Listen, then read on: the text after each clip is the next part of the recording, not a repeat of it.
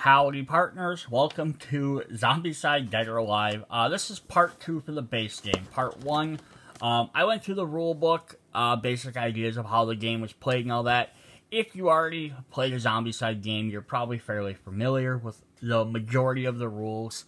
Or if you just want to see what's actually in the box, that's what this game is. So this comes in a nice, it's maybe not the best quality box itself, but it's kind of cool because it looks like a little crate versus it just being like an extra plain white box with just general trays. And then in the bottom of the box are going to be all the tokens and tiles, so we'll look at them. I also loved this. So on the side of the box they put all the different characters with little quotes from each one. Also grouped up by their type, like the blue are the townsfolk, the red are your brawlers, the green here are your two faithful plus the bad guys you have to fight. And the gray here were your gunslingers. But I love the fact they give a little extra, like, hey, here's what these guys are.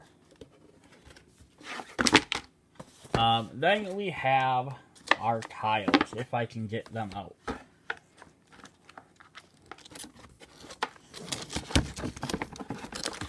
Alright. I'm not going to spend too much time on the tiles. I just kind of want to show them off. Now, just a heads up before I go any farther. Being that this is, of course, a zombie game, there's going to be potential for gore or gory images, undead things, so just heads up on that. They do show some dead horses in here, I believe. As well as the zombies, and some of the stuff might be, you know, disturbing to look at. So I'm just giving you a heads up there. Yeah, this is kind of neat. So this gives you like a full building. You can enter from the one side. You can't get through on this side. So this way will actually add like the middle of a street, or you can add it to the outside. And then these little like pieces of wood here give you your different zones. So it's 1, 2, 3 zones there. Your full zone here, and then same on the bottom. And then you flip them over, you're going to get some other different ones. So this is kind of neat. You get like a little bit more open area there. As well as like this is, I'm guessing, like the church. There's like stained glass windows down there. So that's kind of cool. We have the grocery store. So this is the same like main thing in the middle, but now you have entrances on both sides. We get a big house, someone's house here. So they have a bunch of different little rooms in there to do stuff. The coal mine.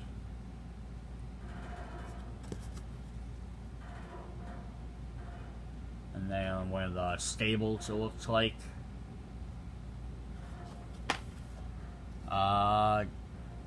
It's a graveyard. Indoor graveyard, apparently. There's one of the other houses you can go to.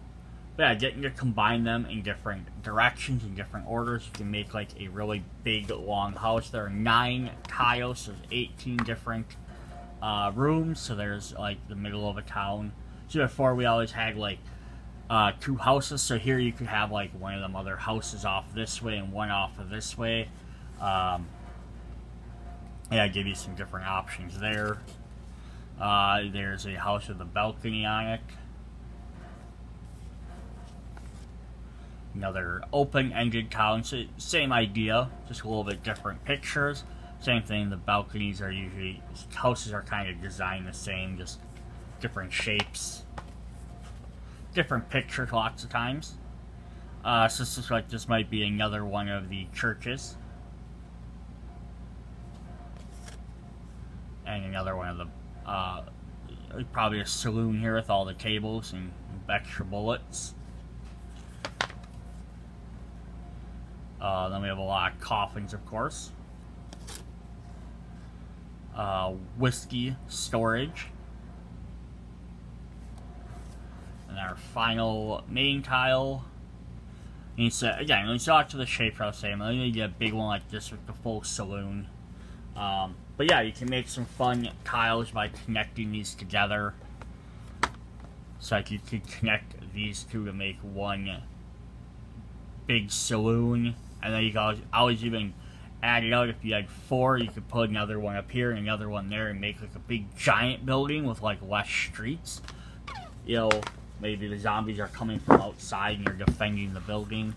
Then there's the 3 train tiles, which will have railroads on one side, and then a car you can go into, and then the locomotive, and then the rails on the other side, and then the other car. So definitely cool there. Get some different locations.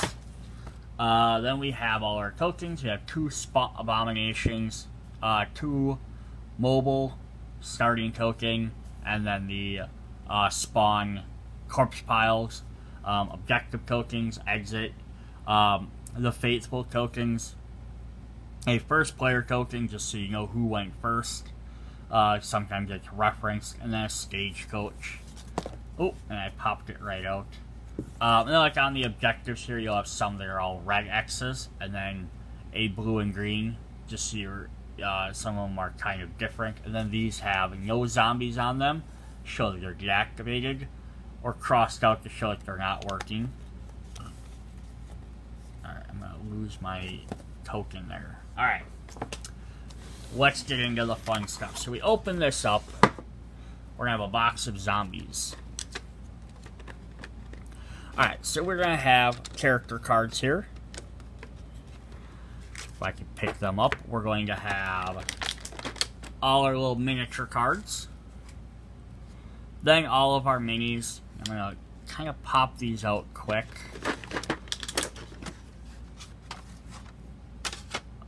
So then down in here, if we flip up the first tile, we'll have our extra dice. We have little wooden dice that are really cool with different card symbols. There's a zombie for the 1, and there's a dynamite for the 6. Just to kind of show off the different thing. Then the other 4 sides are your different suits. Get little circular bases, and the matching dynamite pegs that go on the board here. To keep track of like your different abilities and stuff, your health and everything.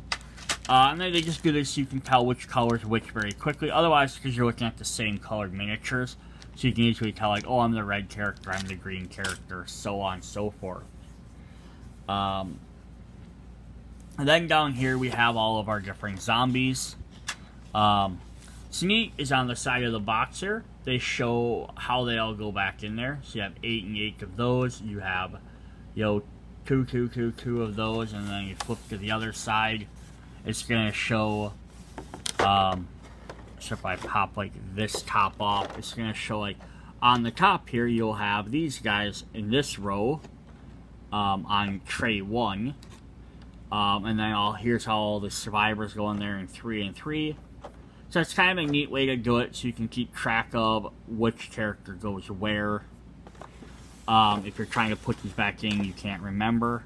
Other thing to point out with all the miniatures is on the bottom they'll have numbers. So all the same model type are the same one. This is more so that if something goes wrong with the characters, you can figure out which ones you can contact Simon, who made the game, and be like, hey, I'm missing miniature number 22, it's broken. And you can say which one it is. They know which one it is quick. But what you could also do in here, if you wanted to, was even put little numbers in there. If you wanted to, like, maybe get a little marker or something. Even, like, maybe on the bottom down here, get a little marker, and you could write what number. So, like, number 16, then you would easily know which one. They do that a little bit better in some of the other box sets, where they put the numbers for the characters next to them, which is a really neat way to do that. Alright, so we're going to set that off to the side. I'm about to knock all my tiles off the table. We're going to look at some of the cards, and then we'll look at the miniatures as we come across the characters. So here's our board. Left hand, right hand. You'll put your little pegs in there. And that's going to store your little cards like this. So my backup card is my coach gun, or I can put it in here. What's really nice is these are indented, so to pick these up, you just kind of push your finger in there and it pops right out. That is really nice. And then your character card will slide right in there. And then a little finger spot for that as well. Or if you have a weapon equipped up here, again, it has a little spot to kind of tip it up, so you're not, you know, trying to like fingernail your cards out of there. And then on the bottom here is your AP tracker, which just slides, which is really nice. Yeah, so they're very nice little boards to have for your game. And you're going to get 6 of them, so you can play up to 6 players at a time. So you have a lot of different options here. Alright, so let's look at our characters. So we're going to start off with Carl. I'm going to move my camera down a little bit.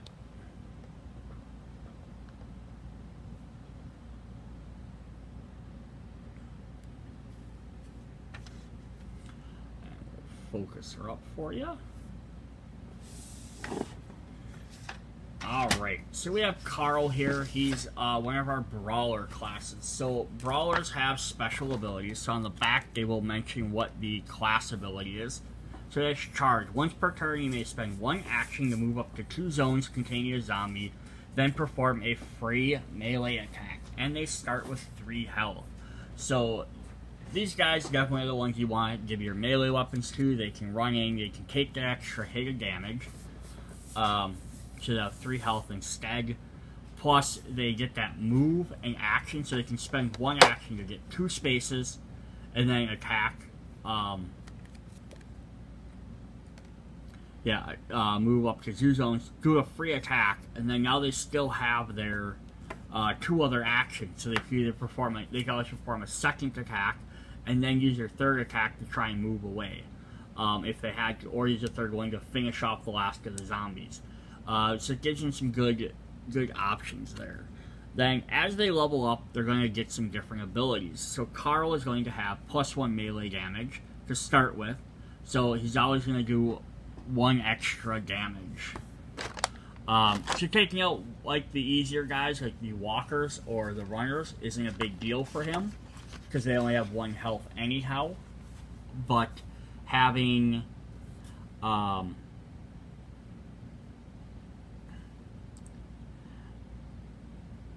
having 1 extra damage means he can take out brutes in 1 hit. You'll have one extra hit. He only needs to do 1 hit to take them out, or he needs only 2 hits to take out an abomination. So he's going to be a powerhouse. When he hits yellow, he's going to immediately get a 3rd action. Now this is, I think everybody has this, no matter what. So everyone starts with their own special ability. So like all the brawlers will be slightly different because of their blue ability. Then there's everyone's second thing is they get a 3rd or a 4th action. Then when you start getting into orange is when everyone changes. So if you only play really easy missions or don't kill stuff, your characters aren't going to get that interesting. So I think Carl gets 1 free action, free melee action when he hits orange, or he can do Reaper combat. So 1 free melee means he can, if he has his 4 actions, he can spend to do 1 melee action for free, and then he can do and then he can still do his other 3 actions. So he could always, you don't have to do that first. So he could charge using 1 action point, then do his 1 free melee, and still have 2 other actions to do. So basically you get 2 hits off in there.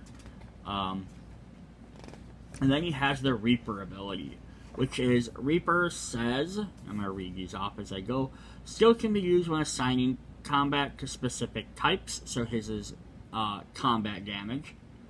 One of these hits can free eliminate an additional zombie of the identical thing.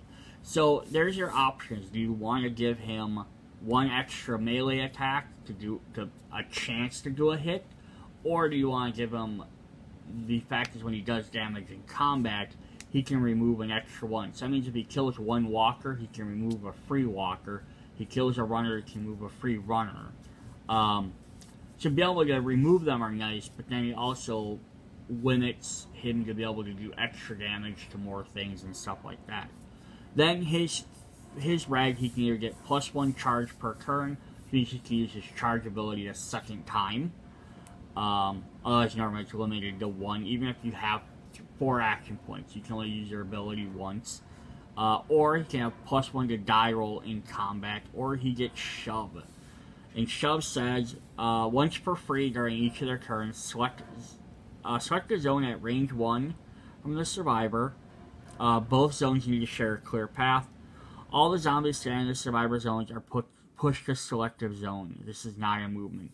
So basically you can shove all of the zombies out of the way. So what could make for that could be very well is either you could run in and charge, hit something, clean it out, charge to the next area, or you can have the extra combat dice, you can hit more accurately, or you could do the shove, which means if you're in the thick of fighting guys, you can then now push everyone to the next zone, so then they have to waste their one action to move to you. Yes, it gives them some different options there. And let's see if we can find Carl here. So there's Carl's miniature. He's definitely badass. It looks like he's probably some sort of blacksmith originally. So, now, these are Western characters. One thing that is interesting about them is that these are, for the most part, you might be like, oh, it kind of reminds me of this character. It's similar to that character from this show or that show. Which is very true. But in the core sets, they're generally not. They're usually just brand new made up characters. But when you get to the expansions or the Kickstarter stretch goal stuff, lots of the Kickstarter stretch goal are usually based off of somebody. So when I get to them, I'll kind of point out who they are. Up next, we have a we have a gunslinger who has the fanning ability. So fanning says, you may use an equipped pistol, perform a ranged attack with these modified characteristics. So you get to roll 6 dice, and you have 5 accuracy. So you have to roll high, and it's going to create a boom. So it's going to create an extra loud sound because you're shooting a ton of bullets. Essentially, you're unloading your gun. And it gives it the reload status, which says... why isn't reload in here?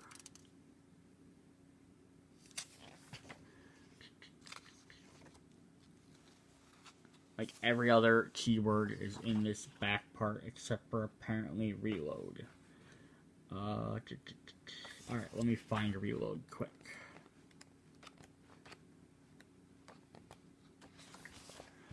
So I can explain. I think reload, if I'm not remembering off the top of my head, just means you have to spend an action point.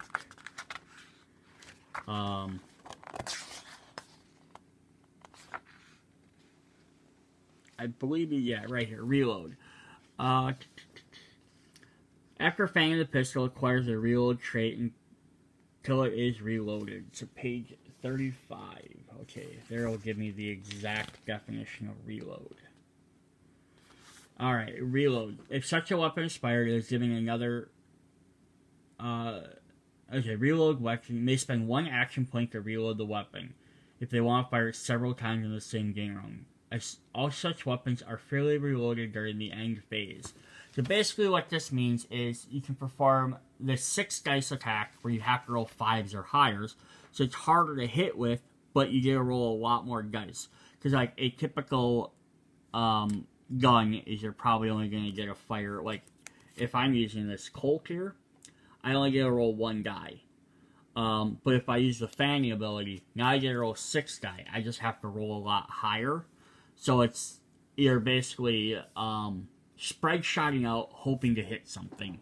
But then you have to use reload. So if you want to use this gun for a second action during the turn, you have to spend a second action to reload it. Otherwise, during your next turn, it'll automatically reload. So, I got Carl stuck on there. So if I'm using Turner, I could use my fanning ability as my first action, shoot a bunch of things, then I could turn around, spend reload to reload it, and then I could use my third action to fire with that gun a second time. Now if I have 2 different pistols, I could fan with one, then fire with the second one twice. So you get some options there. So he's going to start with the fanning reroll ability, which lets him reroll his fanning attacks. I believe you have to re-roll all the dice, though. So the survivor can re-roll all the dice when using the gunslinger class ability, fanning, once. The new result take place of the previous one. So you can't pick and choose what dice. You can't be like, oh, I missed with these ones. But if you roll 6 dice and only 2 of them hit, you have the option of maybe re-rolling all of them and hoping you get better than 2 hits. So it's kind of a neat thing. Then he gets his free action. Then he has his orange. He has 1 free ranged action, so it gives him a free shooting. And then fanning, +1 to die roll. So this will give him an extra. So it says add 1 to the result of each die they roll when using the gun class and their ability fanning. So you need to hit 5 normally. This should basically make all your 4s into 5s. So it's actually very powerful if you want to keep using the fanning. Now, if you don't want to use the fanning ability, if you're not a fan of it, pun, then you might not want to use this particular gunslinger, because his abilities are all kind of based around that. You still could, you just don't, if you wanted to, because they're having the free ranged action, or is in the red free combat action, are definitely both things you could do. He also gets fanning +1 damage, so that's actually super helpful as well. And then his final ability is marksman, which is a survivor may freely choose to ignore the targets of their ranged action. Friendly fire is ignored. You can choose your target. So basically, he hits the red. He can choose on doing a ranged attack who to target. He can ignore that priority. So he can aim straight for taking out maybe some of the weaker characters first. Which would be great for using like the fanning ability. You can hit multiple things. Now you can take out multiple small guys at once. Alright, so where is... They're not labeled on here, so I have to try and look at them to guess which one they are. So there is our Turner. He's like shooting from the hip. Very gunslingery. Alright. Now let's look at our third class. We have townsfolk. So we have Hannah here. So townsfolk class ability is home defender. Line of sights are not limited by rooms. So this means if a townfolk is in a house, they can literally see into any part of the room. Even though it doesn't always necessarily make sense, they can essentially shoot like around corners. And then they may search several times during the turn. So typically you can only search once per turn. These guys can sit in a house and search multiple times. I was going to see if they had a picture describing, yeah.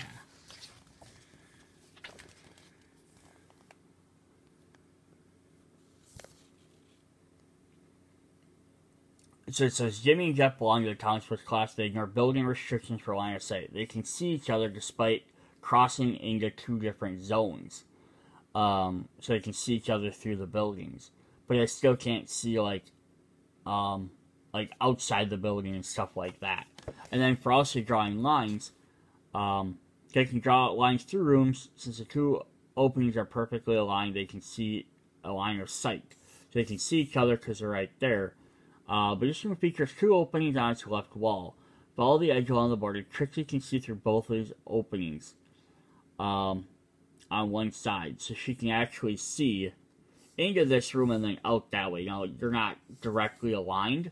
She's like, well, that wouldn't make sense to do, but she's a townsfolk, so she knows how the rooms operate, so she can kind of see that way. But a zombie's not smart enough to do that. So, yeah, the brawlers want to run up and attack people. The gunslingers want to hit from a distance, typically. With the pistol, the townsfolk are usually want to use the rifle because they want to be able to, they're going to perch inside the house or snipe people from a distance. They're going to kind of hang out in the houses and use that to their advantage to take out enemies that get in there or search for new items to find stuff for other players. Hey, I'm going to spend 2 actions finding 2 more items. You guys come over with my 3rd action. I'll trade something, type of idea. So that's actually kind of fun for them. And then she has, Hannah here has marksman, which we've already looked at. Basically, she can use her shotgun if she wants, or whatever weapon, melee weapon, or range weapon she gets. And she can shoot and take out whoever she needs. This should be a good one to, like, perch up on, like, a balcony. Then 1 action, and then 1 damage, extra damage for using rifles, or 1 free ranged action. So you have to decide what you want better. If you want the extra attack every turn, or if you want to make all your attacks stronger. And then it's just a red, she gets +1 die for ranged, so it's just very helpful. Or 1 free combat action, or +1 dice, +1 to dice rolls on range. So again, you want to have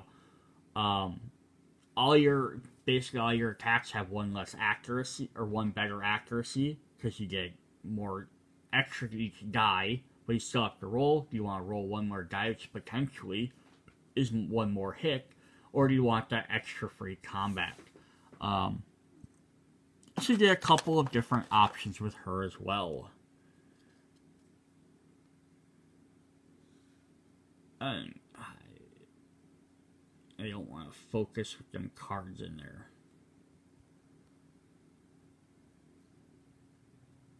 There she is. I can't get it to focus well enough. Sorry. If I pull the cards out of there, will it focus up on her if there's nothing else in there? Not really. There we go. A little bit better. So there's Hannah. Alright, then our fourth class type. And then from now on, I won't go over all the class type stuff, because they're all the same, is the Faithful, which are our, priests, nuns, fathers, pastors. So they have Evade Retro ability, which is actually a cool ability in itself. It says once per turn, you may spend 1 action to put a Evade Retro token into a zone within line of sight. And you may use Holy Water. So what does a Evade Retro token do, you might ask? It stops zombies from doing actions. Let's see if I can find the exact text for it. So it says, once per turn, the Faithful may spend 1 action to place their Evade Retro token into a line of sight containing zombies. As soon as zombies in the targeted zone activate, all Evade Retro tokens in the zone are removed, and zombies in the targeted zone lose their whole activation. Runner's example won't perform 2 actions. Once a group of zombies have lost their activation, other zombies subsequently entering the zone are unaffected. Tokens are automatically removed whenever there are no zombies in their zone. So you have to cast it into a spot with actual zombies. You can't set it up as a trap, like, oh, they're moving towards me. They'll hit that, and then their next turn they won't be able to move. You have to play it where they are. But yeah, it immediately, it stops all their stuff, so that's actually pretty nice. You could throw it, like, in a spawn zone, if you had to. Have the guy kind of stand there and keep stuff in the spawn zone. Now, it's not going to stop more and more from spawning, but it's going to stop them from activating. And then they also have the secondary ability, is they can use regular water as holy water. So again, holy water lets you either get rid of spawn tokens in the houses, or move the other activations back to the starting point. The Faithful can just use a regular water, which basically doubles the amount of times you can use it. Because I think there's only it's 4 or 5 holy waters, and there's 4 or 5 regular waters. So it basically gives them 10 times to do it. And then they also have the ability to use any weapon. So now they can equip any weapon on the top, so they're a little bit more versatile. So Conception here herself starts off with VR, which is their Evade Retro ability. She gets +1 die for combat rolls. So I believe what that means is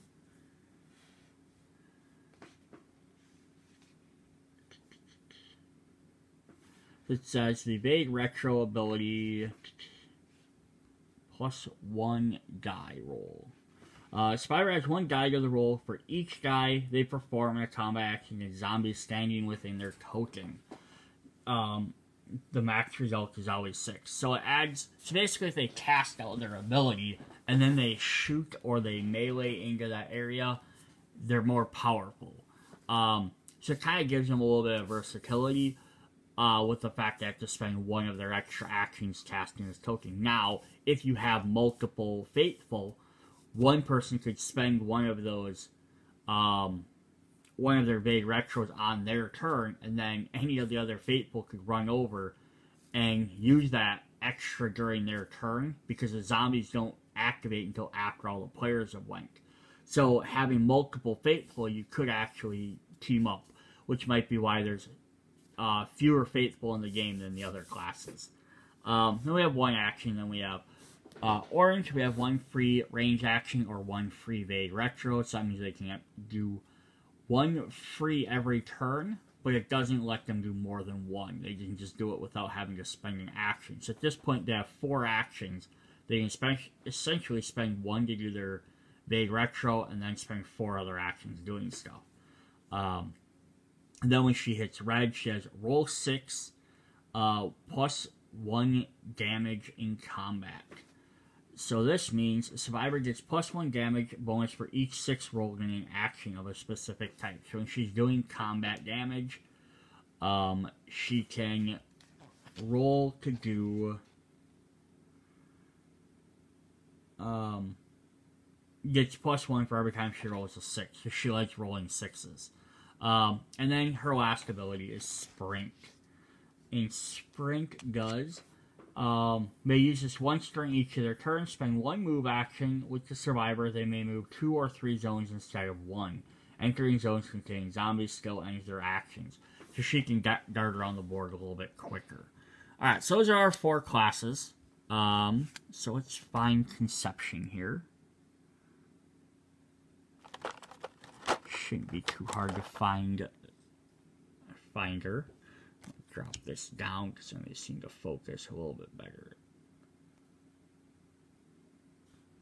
Yeah, so there she's holding like a little sawed-off shotgun, it looks like, and a pistol. Not something you expect to see a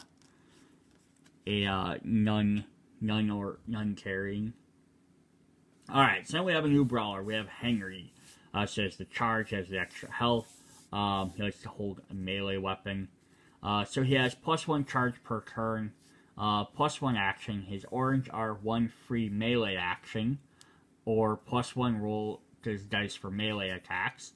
He gets, in orange, he gets Ironclad Abomination, roll 6, 1 die melee, and sprint. So we just saw sprint lets him move more. The roll 6 lets him do extra during melee only, versus the Conception can do it during any combat. But then he has Ironclad Abomination. So Ironclad is a fun ability. So it says, any survivor ignores all wounds coming from zombies having indicated keyword. So he basically can't take damage from Abomination. So if you have an Abomination, this is the guy to send after. Because he won't take damage from him, but only if you get that.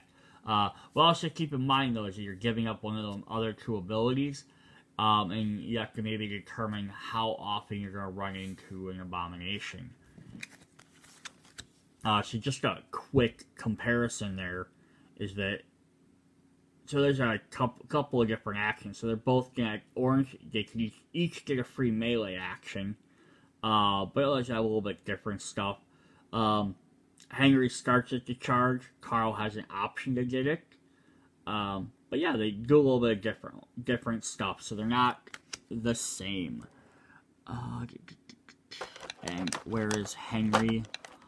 Old Hank, as he were, so he's our miner. So we've had,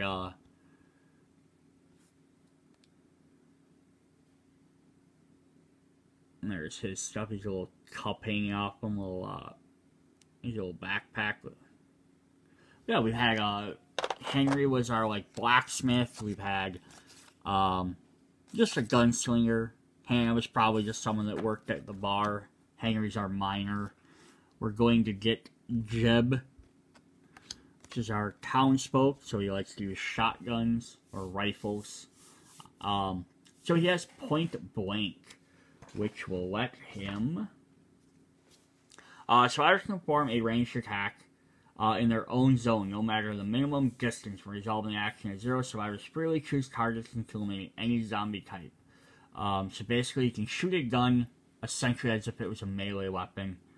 Their ranged attacks still need to inflict enough damage, and friendly fire is ignored. So they're basically going to put a gun up to whoever they want to shoot and shoot them. Then he gets his free action.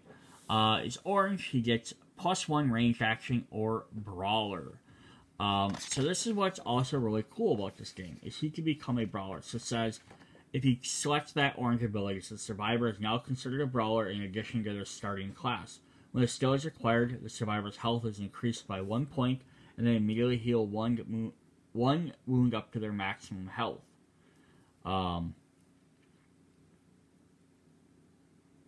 Yeah, so that's actually really cool. So now not only does he gain his home defender, so he can shoot and not have to worry about hitting people. He can shoot people up close. He can get the brawler action, so then he gains the extra health, as well as he can use the charge ability. Then he gains 1 free, so he gets, makes him he's learned how to fight up close. His red is 1 free combat or 1 free move, and then shove. So you get some different options there. Alright, then we have to look at Jeb. Jeb. There's Jeb. He looks like he's probably a shopkeeper of some sort, based on his outfit.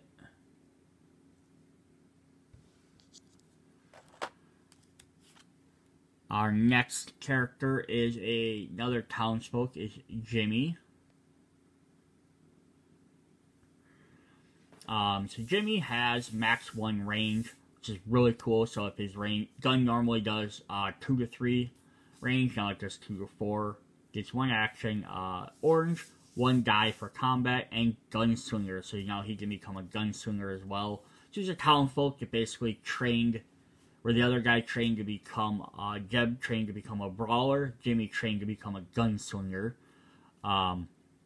which gets him the fanning ability. Plus he likes to use rifle or pistols as well. Then he has 1 free combat action, 1 dice to ranged attacks, and if he gets to the end, he can actually become a brawler as well and get extra things. So he can become all 3 classes, which can be really neat, because then he can become a lot more versatile. There's going to be his miniature. Yeah, it's going to keep focusing on that. Alright, we'll have to pull that off. Yeah, he's got a big giant knife down there, like the machete. Plus his whole little pistol. It's kind of funny, though. He starts off as a townsfolk. Likes his rifles, and then he has the pistol and the sword, which represent his other 2 classes. We have another brawler. We have Cassie, or Casey, could be. So this is a younger girl, which is interesting. So she has charge 1 zone. She can move an extra zone during her charge. Her orange is her 1 free movement, or +1 die roll to charge. So if she charges, she can do more damage. Her red are 1 charge per turn, 1 die per combat, or 1 free combat action. So she's all about, just getting in there, doing the damage, rushing in, hitting with charge, hitting from farther away, doing more damage with charge, doing it multiple times. So that's definitely a very interesting character. And I just can't get this to zoom very well, focus very well. Let me try if I put them down. Yeah, the problem is if I put them down, my camera's at too much of an angle.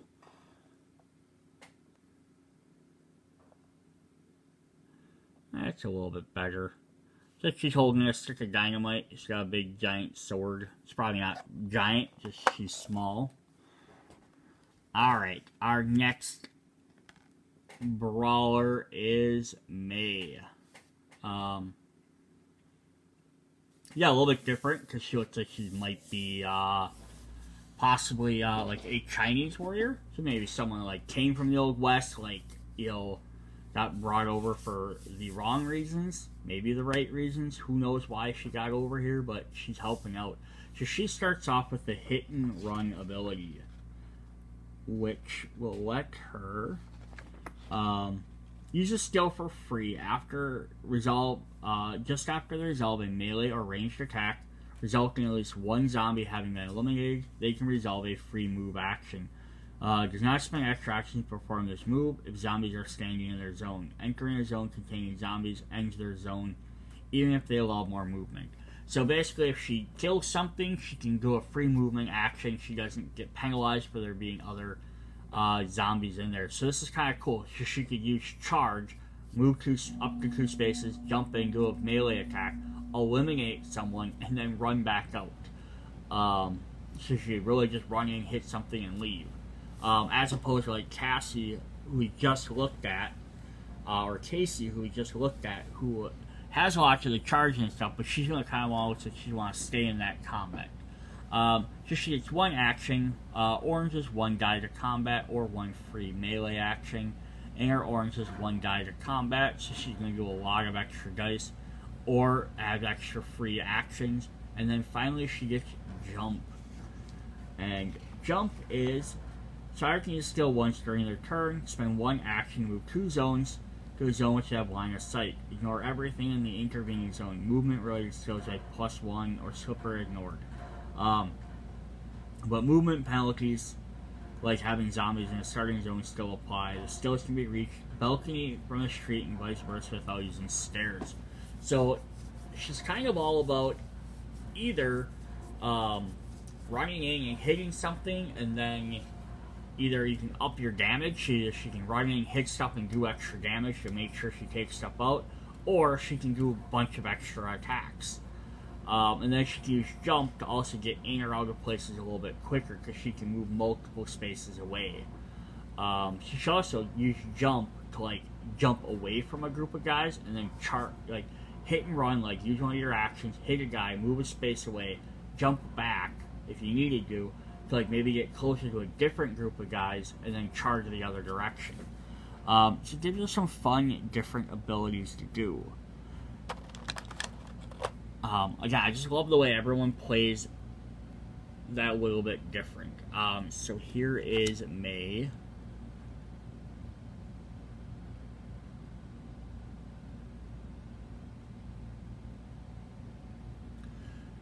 Yeah, it just doesn't want to focus unless I take that all the way out. Alright.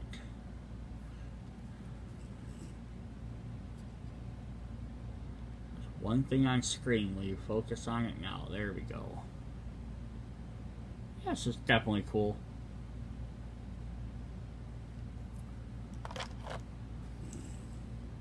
Alright, our next townsperson is, gunslinger is Meg. So she gets, with the fanning ability, she has 1 free reload. So now you can use that fanning, reload for free, and use your fanning, or use your attacks right away. +1 action. Orange is 1 die to ranged attacks, or she can become a townsfolk. So that gives her better accuracy. Then red, she has +1 die to ranged, or a free ranged attack, or +1 max range. Again, I love that customization you can get. Alright, and she is...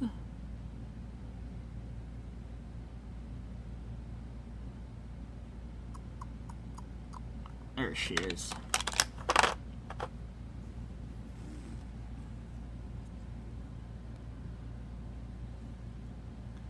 Yeah, she's holding a pistol, big old shotgun rifle, cool cape effect of the little, like, tassels on the back of her jacket.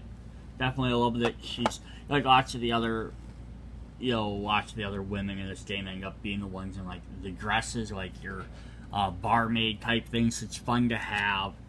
Kind of like Molly here. She's in like dress shirts, like she'd be someone that works in like the tavern or the town store, and then you get one that actually Meg's like a cowboy.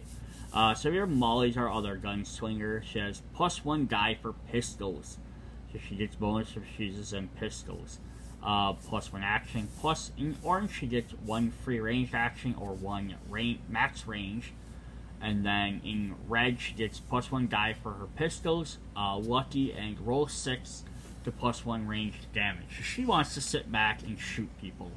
What does the lucky ability do? It says for each action survivor takes, the player may choose to reroll all the dice in additional time. The results replace previous one. There's still stacks with effects or equipment that allow rerolls. So yeah, she gets to there. She can decide if she has been having trouble with her extra actions hitting her targets. She can get reroll for everything, or she can have just an extra die or the extra damage. She gives her some different options there.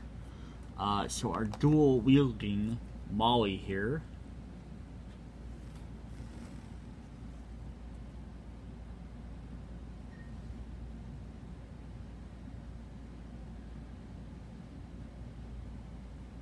There's her.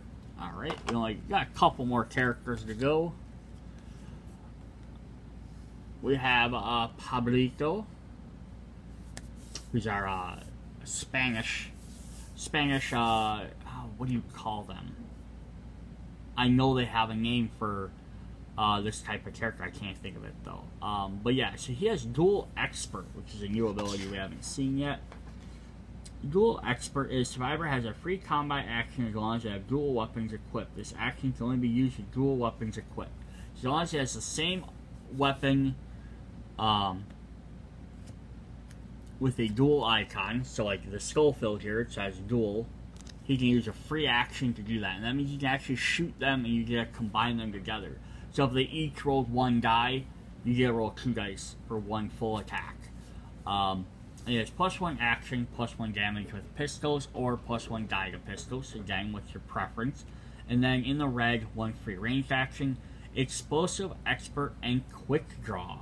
So 2 more new abilities we haven't seen. So Explosive Expert is roll a die. Each time the survivor discards the dynamite to perform a ranged attack. On a result of 4 or more, the dynamite equipment card may be placed in a survivor's backpack for free. The die result may not be altered in any or rerolled in any way. So what that lets him do is if he gets dynamite, he can throw the dynamite as long as you roll a 4, 5, or 6. You can keep reusing that dynamite. So he's not wasting it by accident. So that's definitely a cool thing if you want to use the dynamite a lot later in the game. And then Quick Draw is all equipment in the survivor's inventory are considered equipped in hand. So basically this guy can have his 2 hands worth of guns plus his 3rd equip slot, so he could have 3 things there. Then he has 3 backpack slots, so he could have 3 other equipment, so he could potentially have up to 6 guns or swords equipped. I wish it did say like for just guns versus anything, but that's still great because that means basically he can pull out a gun, shoot you, pull another gun, shoot you with that one, pull out a rifle, shoot the rifle. Oh, you're up close, then pull out a sword and hit him with a sword. Like, he has all this different stuff. But also the fact is he has Dual Expert means he could have three different sets of guns. Plus it'd be nice if you have ones that have like fanning abilities. Like he has, if he's doing his fanning, he could fang with one instead of reload. He could grab his next group of guns, fang, shoot with them, and then have his next set of guns. So yeah, he's gonna have a bunch of different options there.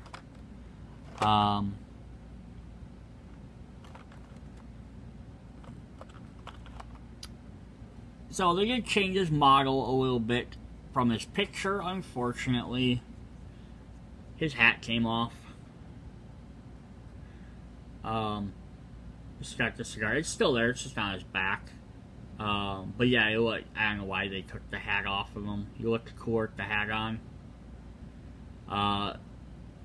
But yeah, that's what they did. Alright. We have our second and our last faithful character. We have Thomas, who has the retro +1 damage combat. So if he's shooting into the shooting or attacking into his big retro, he can get an extra combat damage. +1 action. He has marksman, and then big retro 1 free combat action. And then his red are +1 die to combat, +1 free combat action, or +1 die roll to combat. So just kind of a little bit all-around character again. Nothing extremely special about him. Like no brand new abilities. He does like to play his VR a little bit. His miniature's really cool though, because he's got this big giant like cross staff. Plus with it, he's got gun on that hip, gun on the front, gun on the side, gun in his waistband, another gun over there, plus a gun in there. So he's got like 6 guns on him. Yeah, I don't know why a man of the cloth needs 6 guns at all times, but apparently he does. But yeah, get that marksman ability so he can shoot without his specific target. Then if he can throw that thing down, his VR, and then gains extra abilities that way. Alright, then our last character is Trixie, who's a townsfolk who has jump. She can move around quicker, get her up in that balcony or off of that balcony if you need to. Action, her orange are 1 free ranged, and then Gunslinger. Gunslinger does the following effects. Survivors considered a gunslinger. Oh, it just makes her a gunslinger. He gives her the fanging ability and everything. And then red is +1 die to combat or +1 free combat action, and then she become a brawler. So again, a townsfolk to become whatever she needs to become, which is really fun. So then we have hers as our last model.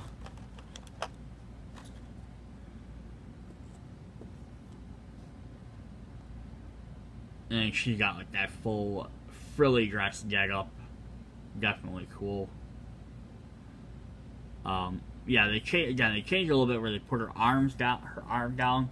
And a lot of people were like, in the Kickstarter were mad. Like a lot of these characters had like their arms down or weren't pointing their guns out like they maybe were in the picture. I think a lot of it, or at least some of it, just had to do with, it had to do with maybe like the sculpting of the character. Like maybe like they didn't want to have too many things poking off, or maybe so they stood right, like I could bounce them out. I'm not sure what their reasoning were, or was, or is, but there's that. Alright, so now we're going to look at some of our equipment cards. So the regular starting equipment is going to have a gray back here. Just so you can tell it apart from a regular thing of equipment which has a blue back. Just makes it easy to sort them out. Although they have gray on the front too. So you're going to get 1, 2, 3, 4, 5, 6 copies of Old Timer. So I did guess that way. I think they made 1, 2, 3, 4, 5, 6, 1, 2, 3, 4, 5, 6. Yeah, so they have 6 of each of the 3 starting. A pistol, a melee, and a rifle. That way, if you're playing a 6-player game, each player, like if for some reason everyone picks a pistol character, everyone gets a pistol. It's not, you know, oh, I get my favorite, my character's, you know, my character's small weapon up here, but then nobody else gets it because, oh, we only have 4 of them. Even though there's not, I don't know if there's even 6 characters. There's not even 6 of each class, I don't think. I think there's 4, 4, and 4. So, but then again, if you have 4 brawlers and then you have the 2 faithful, the faithful might decide to want to use them too. So the Old Timer pistol is going to have dual wield. It's going to have the ammo, does 0 to 1 range, 1 die, have to get 5 accuracy.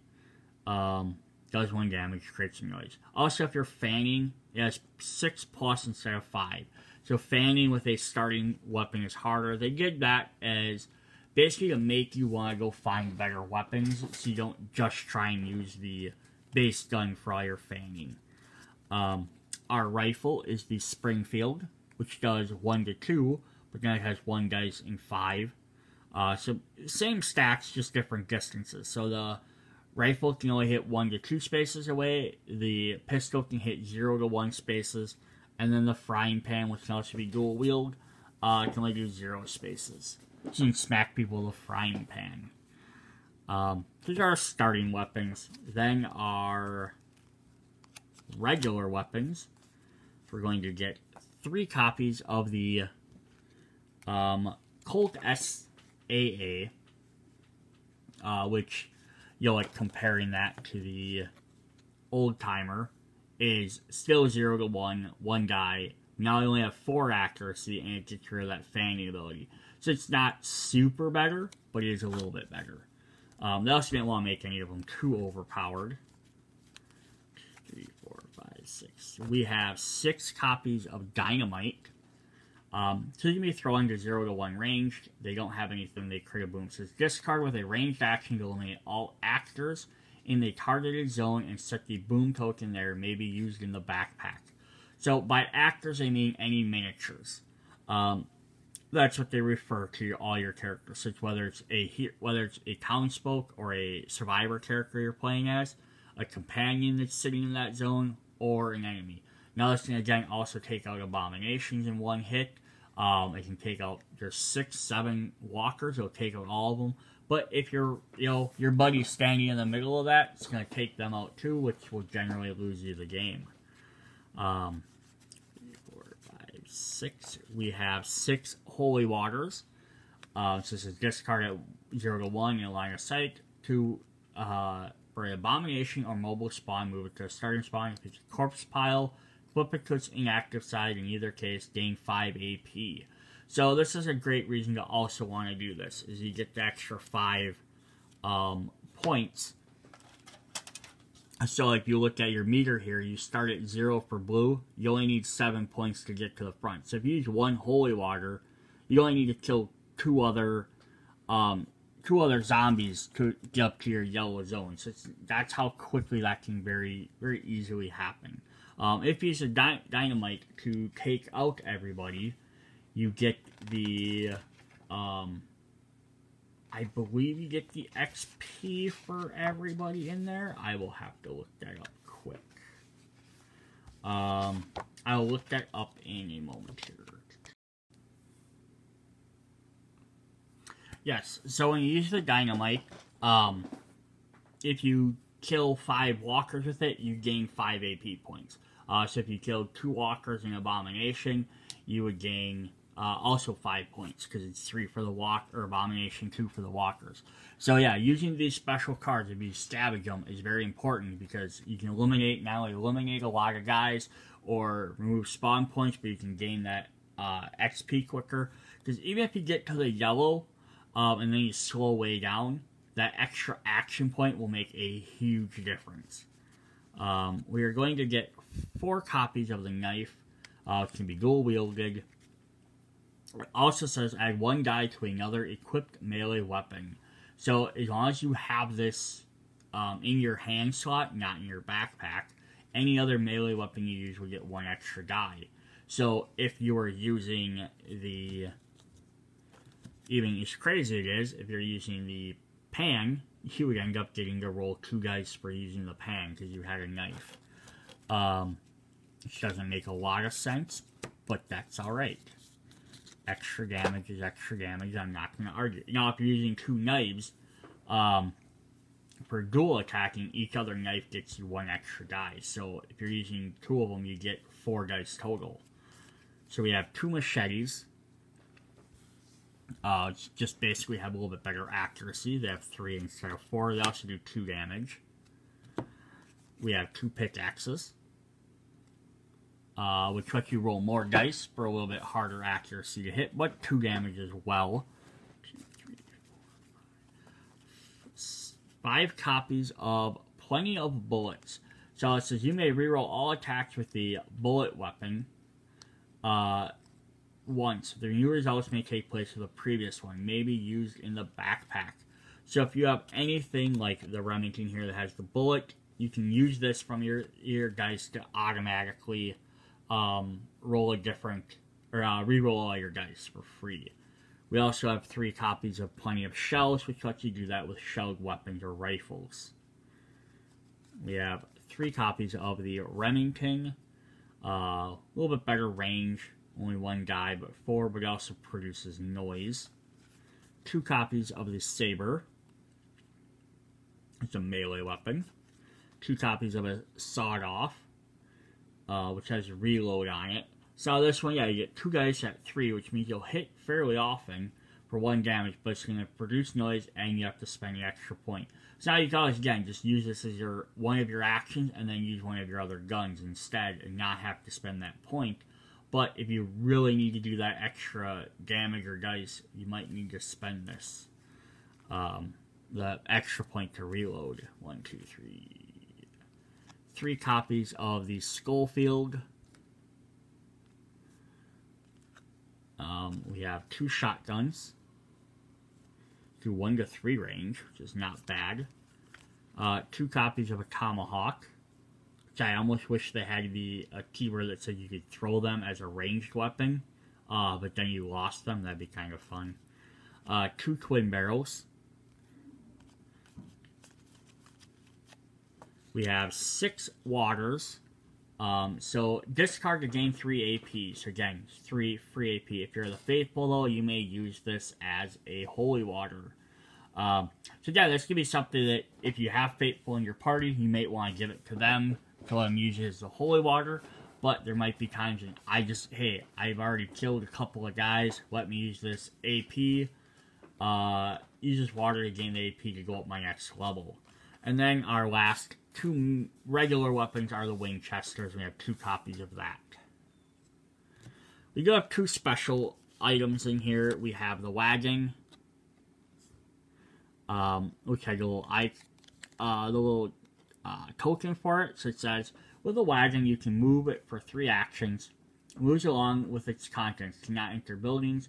Get in or get out is 1 action. If a survivor ends their move in the wagon, they may get in for free.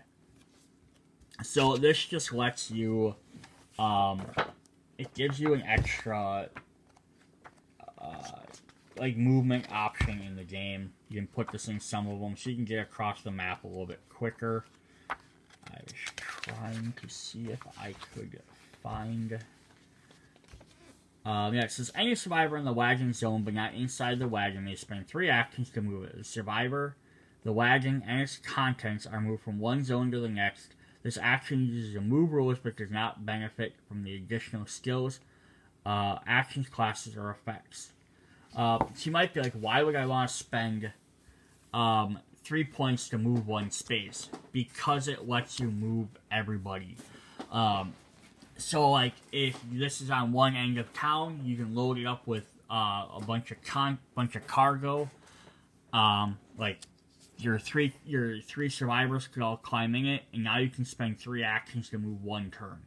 And then the next player in there could use their 3 actions to move 1 turn, and the third one can use 3. Now, you might be like, yeah, but if they just use their regular actions, yeah, they're only going to they can move 3 spaces because they move 1 space each action, which is true.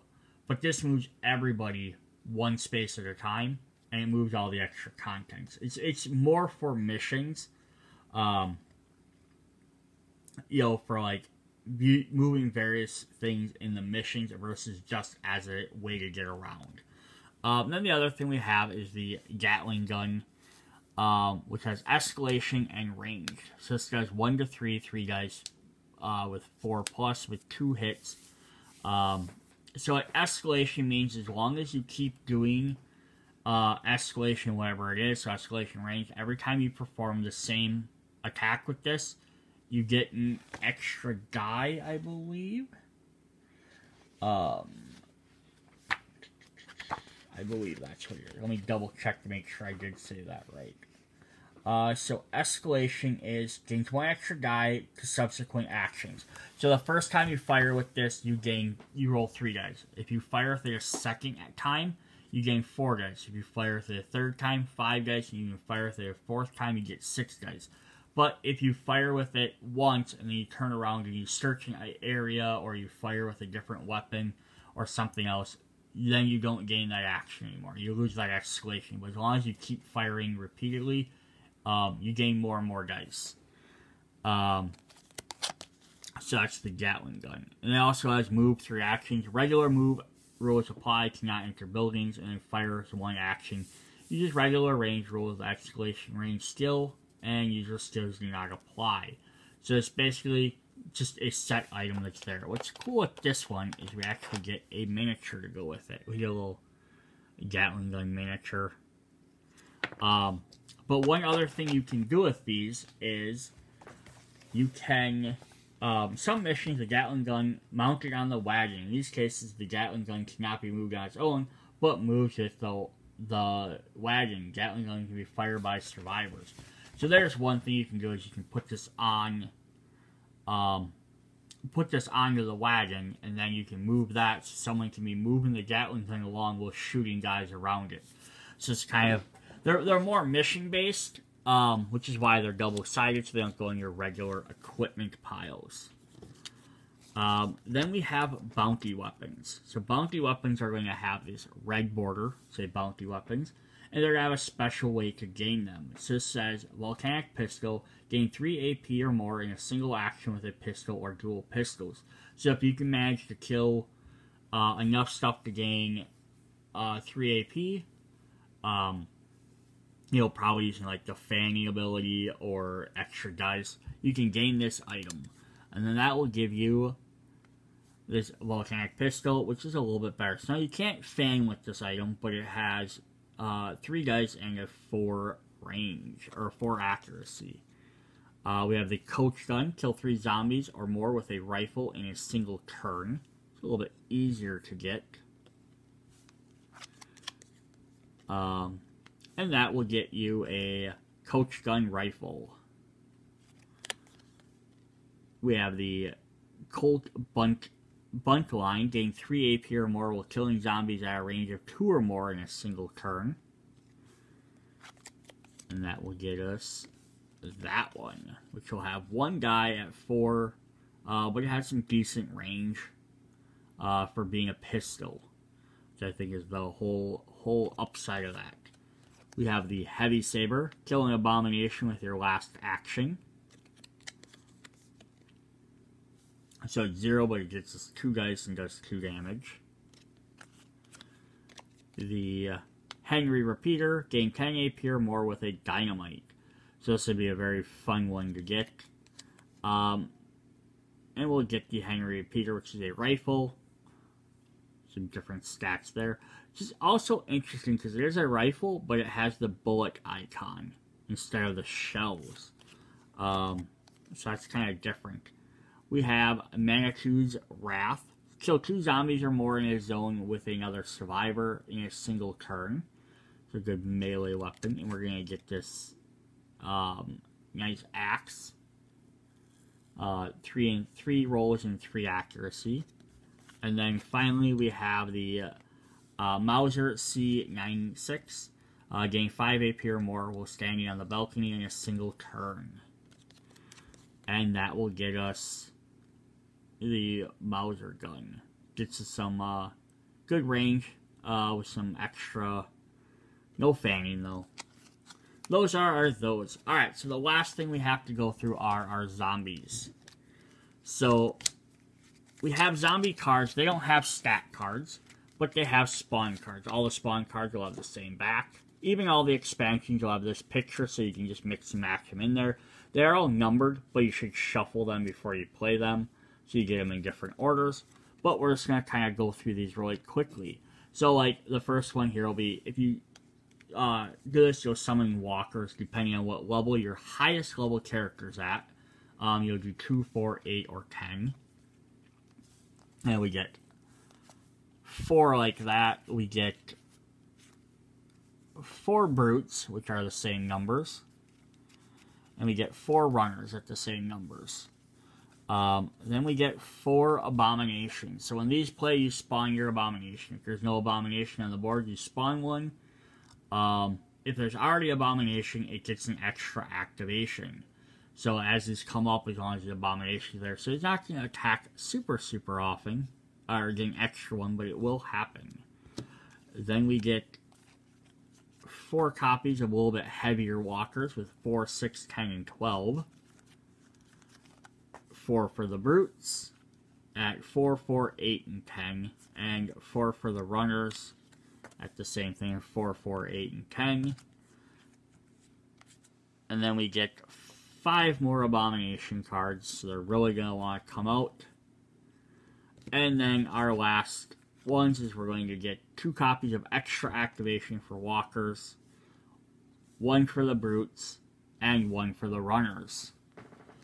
And then we have our special Abomination deck card, which will, again, always have the same back. With the other Abominations, you mix them in, and then you flip it over, it'll just tell you who he is. The Bowler hat Abomination, he has no special rules. Because some do, they'll give them different stats or different special abilities they can do. So let's look at our actual zombies themselves. And then we will end this video. So here's one of our walkers. I'm sorry, here's one of our runners. This is like a runner. So you're going to get a bunch of different ones like that. And then you're going to get some in this pose. And they're... yeah, it's just kind of neat to give them different poses. And you're like, let's reach for each other. So those are them. Let me grab our brutes.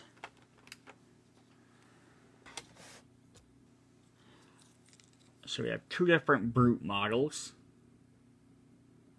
Got this big giant guy here, big fat guy who's like maybe he's like a prisoner because there's a ball and chain on. Looks like he maybe has like a prison suit of some sort. And then this guy's probably worked like on the line. He's got a big gross jaw. He's got some sort of spike in his back, like maybe a railroad tile. Something like that.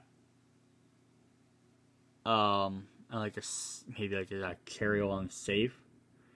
But that's like milking. So yeah, you get kind of like a more regular one than you get a grosser one.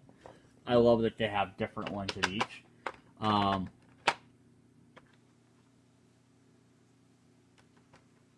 we're going to get a bunch of different walkers. So the runners, we got 1, 2, 3, 4, 5, 6, 7, 8. 8 of each type. And then same thing with the walkers, or the brutes, we got 8 of each type. And now we're going to get, is it 10? 1, 2, 3, 4, 5, 6, 7, 8, 9, 10. Or 1, 2, 3, 4, 6, 7, 8.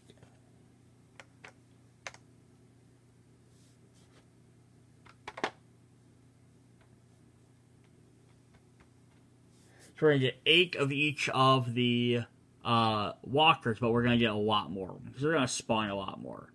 So we got like minor old guy here. And then we got, yeah, just kind of shambling townsfolk. So we get those 2.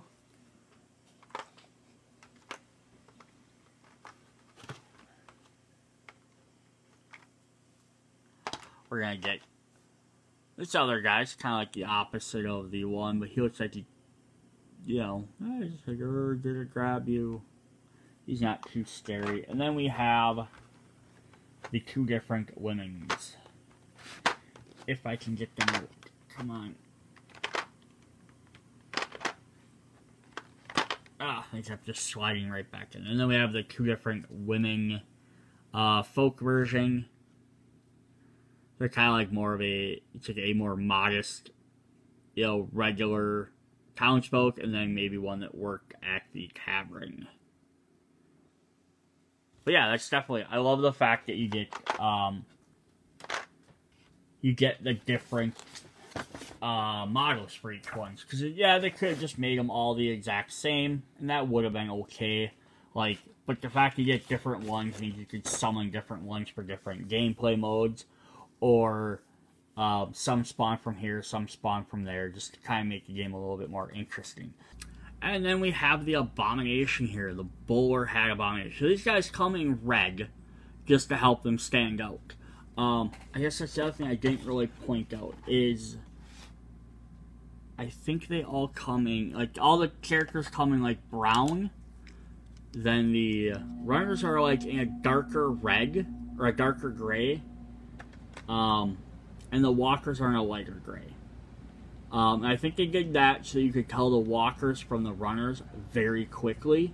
You could be like, oh, okay, these are the walkers, these are the runners. Now, the brutes are the same color as the walkers, but I think it's because you can tell a big, giant, fat guy from a skinny townsfolk. And then the abominations are always red, just to help them stand out even more, even though they're all very much bigger and look different. But yeah, that's definitely a good way to do that. Alright. Alright, so that's what we have for Zombicide, Undead or Alive, the base game. I know this is a super long video, but I spent a little bit more time going through the actual character's abilities. So most of the rest of the upcoming videos that go through the other expansions and add-ons and stuff should go a little bit quicker because there's not as many things to go through, with maybe the exception of the campaign mode, and then the big stretch goal boxes because there's so many characters in there. Alright, hope you guys enjoyed it. See you guys in the next video. Bye!